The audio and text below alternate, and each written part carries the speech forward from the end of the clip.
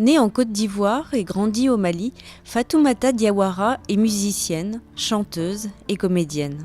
Elle joue notamment dans Timbuktu, le film d'Abderrahmane Sissako, le rôle d'une musicienne interdite pendant l'occupation djihadiste du Nord Mali dans les années 2012-2013.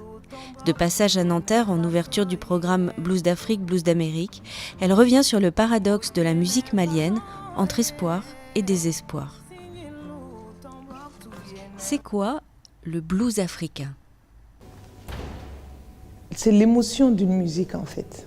Moi je pense que c'est l'émotion d'une musique, c'est quand la tristesse, tu transformes quelqu'un qui a pleuré jusqu'à ne plus savoir quoi faire, chante ses pleurs.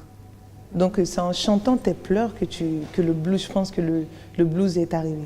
Quand tu ne sais plus quoi faire, tu cherches de l'espoir. Quand tu as touché le fond, tu touches au mur, tu n'as qu'à, soit tu te tues, ou soit tu continues à te battre, tu recules ou tu agis. Donc le blues, selon moi, c'est une façon, une arme de se défendre, quoi, de transformer le malheur en bonheur.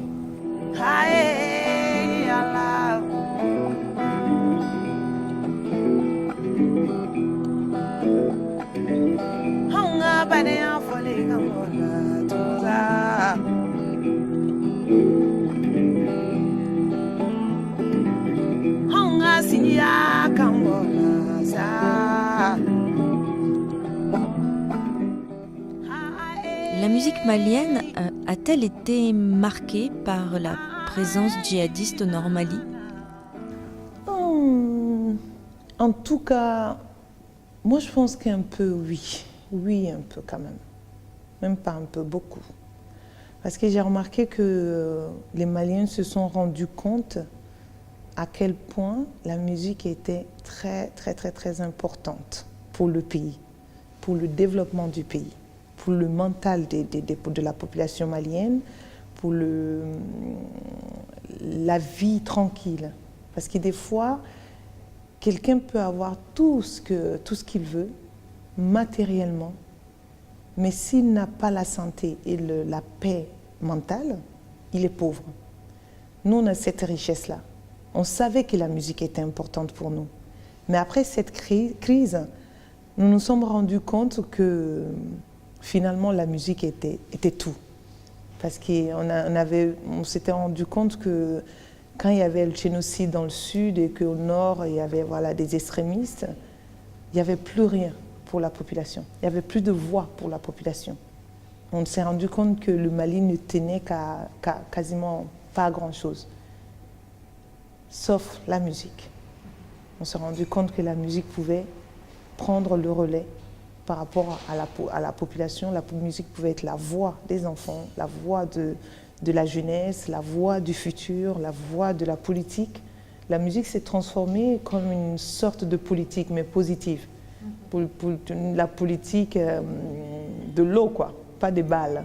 Nous, on n'est pas des métals, nous, on utilise le miel.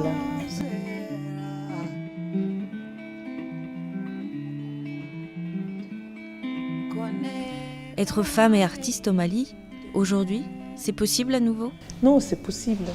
C'est possible. C'est encore difficile partout dans le monde entier. Il faut beaucoup travailler.